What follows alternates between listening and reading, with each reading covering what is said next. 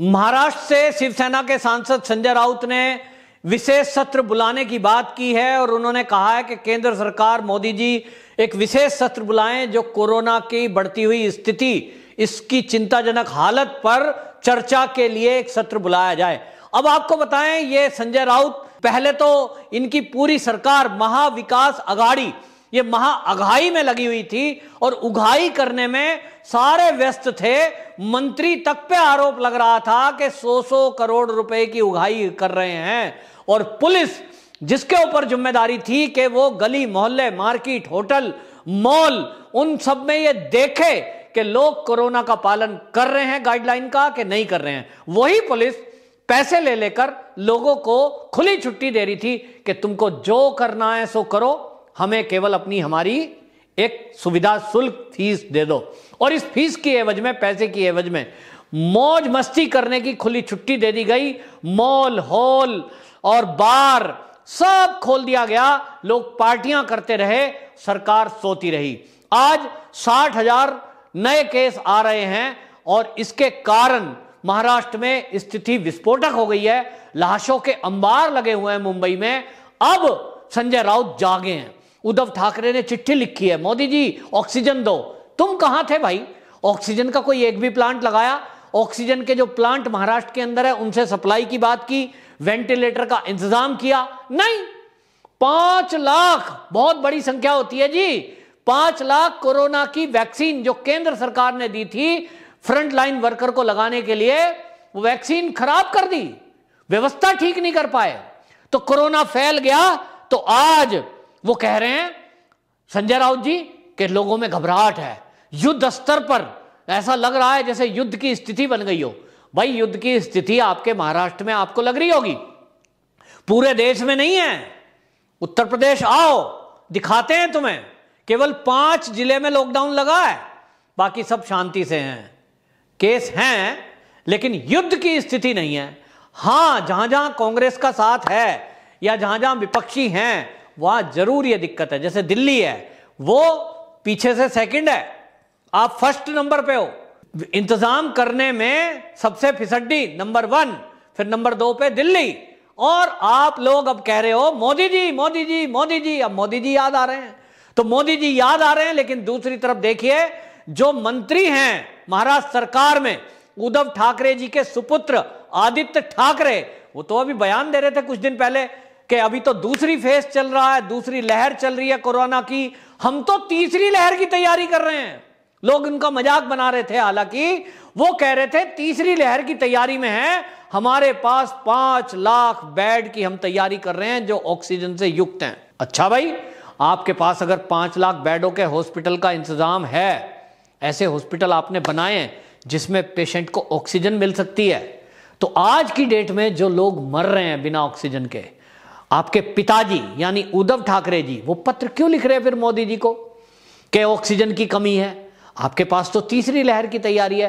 तो ये खैर आपस में बापू बेटों में भी शायद बात नहीं होती होगी कि पिता ने क्या स्टेटमेंट दी है, बेटे ने क्या स्टेटमेंट दी है, बढ़ चढ़ के कुछ भी बोल दिया। लेकिन संजय राउत आज कह रहे हैं मोदी जी विशेष सत्र बुलाओ। भैया, विशेष सत्र बुलाएंगे तो उसमें क्या करोगे आप लोग? राज्यों को पूरी खुली छुट्टी आप ही के कहने से, क्योंकि आप कोस रहे थे मोदी जी को।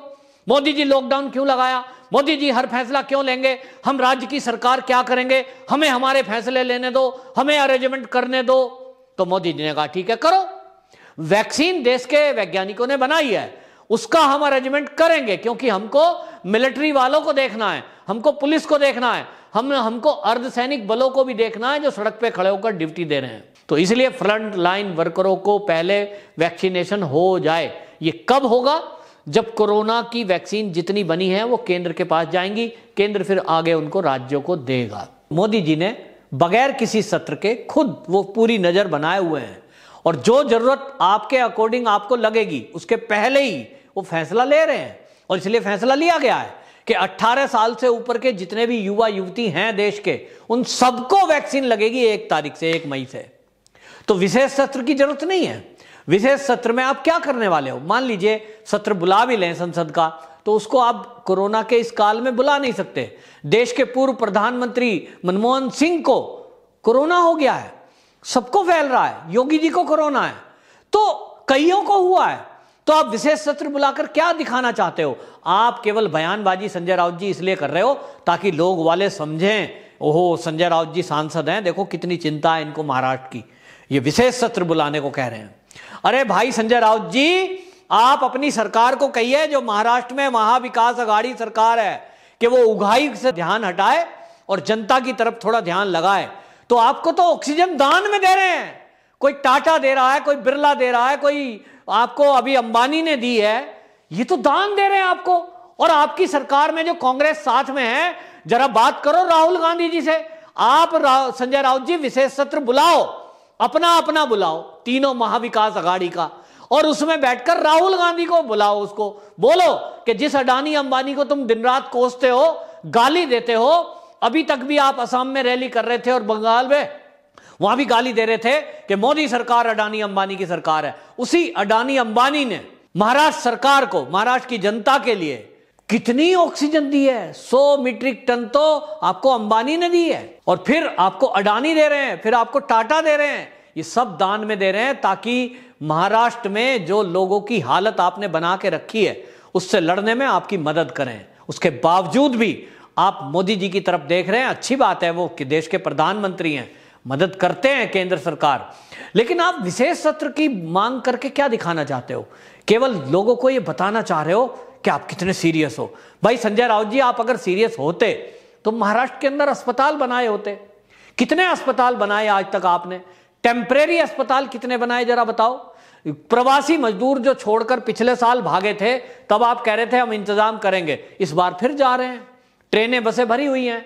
हमने उनसे पूछा क्यों आगे भैया महाराष्ट्र छोड़ के, वो कहते साहब वहां भूखे मरते क्या, क्योंकि वहां इलाज के लिए अस्पतालों में बेड नहीं है, और सरकार के पास कोई योजना नहीं है कि वो जो मजदूर हैं, वो जो गरीब लोग हैं, उनके लिए कोई वहां वो अरेंजमेंट करे। राशन बांट नहीं पा रहे, आप कोरोना की वैक्सीन नहीं खराब कर रहे, आपने तो कई 100 करोड़ रुपए का अनाज बर्बाद कर दिया, केंद्र के द्वारा दिया गया। तो संजय राउत जी अपनी सरकार से पूछो, महाविकास आघाड़ी सरकार से पूछो, उद्धव ठाकरे जी से पूछो कि आपको केंद्र सरकार ने मदद के तौर पर गेहूं दिया था, दाल दी थी, आपने बांटी क्यों नहीं? 1800 करोड़ की दाल गोदामों में सड़वा दी आपने, कीड़े लग गए, आटा बन गया वो, क्योंकि आपको शायद उसको सड़ाने के बाद ही आप उसको कहीं खपाने वाले होंगे। प्रदेश की जनता, महाराष्ट्र की जनता पूछ रही है कि जो केंद्र सरकार ने, मोदी सरकार ने गरीबों के लिए गेहूं, चावल, दाल भेजा था, आपने उन तक वो क्यों नहीं पहुंचाया? आप ये व्यवस्था क्यों नहीं कर पाए? ये व्यवस्था क्यों नहीं कर पाए? जवाब दो। तो आप व्यवस्था नहीं कर पाते, आप वैक्सीन नहीं लगवा पाते, तो आप कहते हो मोदी जी कुछ मदद करो। आपकी क्या मदद करें? आपको अगर केंद्र फिर कोई दाल चावल देगा, आप फिर से नहीं बांट पाओगे। और इसलिए मजदूरों ने सोचा कि इससे अच्छा है कि हम मरने का इंतजार भूखे रहकर करें, अपने अपने घरों को चले जाते हैं, कम से कम वहां रोटी मिलेगी और वहां बीमारी भी नहीं है। वहां योगी जी हैं, योगी जी अरेंजमेंट करते हैं, वहां खाने को भी देते हैं और वो बनाने को भी देते हैं, यानी रोजगार भी उपलब्ध कराते हैं। और पिछले साल योगी जी ने मानदेय भी दिया, यानी उन्हें भत्ते भी दिए जो बेरोजगार हैं। तो गांव में सुविधा दे रहे हैं, आप शहर में नहीं दे पा रहे। मुंबई महानगर में आपकी महानगर पालिका और तो कुछ लोगों को अरेंजमेंट कर नहीं पा रही, हॉस्पिटल अरेंजमेंट कर नहीं पा रही, लेकिन जब आपकी मेयर से पूछा जाता है कि कोरोना के पेशेंट बढ़ रहे हैं, हॉस्पिटलों में अव्यवस्था है, तो वो कहती है जी कुंभ से प्रसाद लेके आए हैं हिंदू। मतलब हिंदुओं को गाली देना अब शिवसेना का फैशन बन गया है। शिवसेना हिंदुत्व की पार्टी मानी जाती थी, हिंदुओं के लिए जानी जाती थी, हिंदुत्व के लिए लड़ती थी, लेकिन आज वही शिवसेना हिंदुओं और हिंदुत्व को गाली देने में लगी है। क्यों? क्योंकि कांग्रेस का साथ मिल गया है, क्योंकि आपके साथ सोनिया गांधी जी आ गई हैं। तो अब आप सोनिया गांधी को खुश करने के लिए उल जलूल बयान भी देते हो, और आपको लगता है सोनिया गांधी को खुश करने के लिए हिंदू विरोधी बातें बोलो तो सोनिया मैडम खुश होंगी, आपकी सरकार चलती रहेगी, समर्थन वापस नहीं लेंगी, आप उगाही करते रहोगे। तो आपकी ये ड्रामेबाजी प्रदेश की जनता को समझ में आ रही है। उद्धव ठाकरे जी, संजय राउत जी, आप दोनों के दोनों ये नाटक जो कर रहे हो इसकी जरूरत नहीं है। जो आप ये विशेष सत्र बुला रहे हो, आप अपना महाराष्ट्र का सत्र बुलाओ और वहां सबसे पहले ये सवाल उठाओ कि आपके हॉस्पिटलों में अभी तक आपने 1 साल के अंदर क्या व्यवस्था की, आपने कोरोना को लेकर कितने डॉक्टर भर्ती किए, कितना मेडिकल स्टाफ महाराष्ट्र के अंदर भर्ती किया, कितना कॉन्टैक्ट ट्रेसिंग के लिए आपने स्टाफ को लगाया, कितने पेशेंट ऐसे थे जो विदेशों से आ रहे थे कोरोना लेकर, क्या आपने ट्रेसिंग की? पैसे ले लेकर छोड़ दिया आपने, तो क्वारंटाइन सेंटर बना दिए होटलों में और 10-10 हजार रुपए लेके छोड़ दिए, तो वो तो कोरोना फैला रहे हैं प्रदेशों में। आपके भ्रष्ट अधिकारियों ने भ्रष्ट मंत्रियों के आशीर्वाद से ये सब भ्रष्टाचार किया है।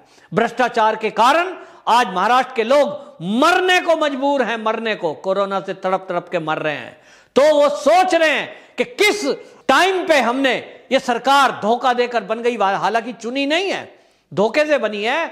आप सब उगाही में लगे रहो, देश की जनता सब देख रही है और कोस रही है कि ये कब उतरे गद्दी से, कब हमारे लिए कोई ऐसा आए या यहां राष्ट्रपति शासन लगे।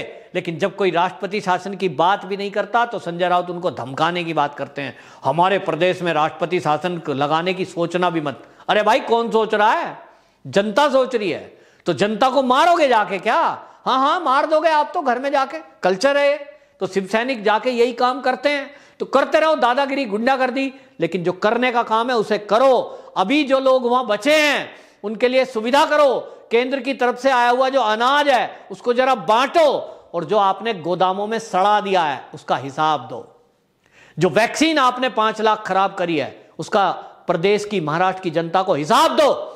और आपके यहां तो इतना घपला घोटाला है कि अगर देवेंद्र फडणवीस जागरूक ना होते तो आपने तो रेमडेसिविर जो दवाई है कोरोना का इंजेक्शन, उसको बनाने वाली कंपनी को भी हड़का लिया था, गिरफ्तार करवा दिया था, ताकि वहां से भी कुछ उगाही करी जा सके। क्यों गिरफ्तार करवा रहे थे? क्यों उसको धमका रहे थे? ताकि वो आपके इसी चंगुल में फंसा रहे। ये तो भला हो पूर्व मुख्यमंत्री का कि उन्होंने दखल दिया और आज रेमडेसिविर बनाने वाले आजाद हो गए, वरना उनको बाकी उद्योगपतियों के जरिए आप केवल पैसा ऐंठते और प्रदेश की जनता जाए भाड़ में। तो आपका सारा खुलासा हो चुका है। प्रदेश की जनता का ध्यान भटकाने के लिए इधर उधर के बयानबाजी कर रहे हो, ताकि लोग सोचते रहें कि संजय राउत जी, उद्धव ठाकरे जी बड़े सीरियस हैं कोरोना को लेकर। तो आपका चेहरा उजागर हो चुका है, ड्रामा बंद करो। वंदे मातरम।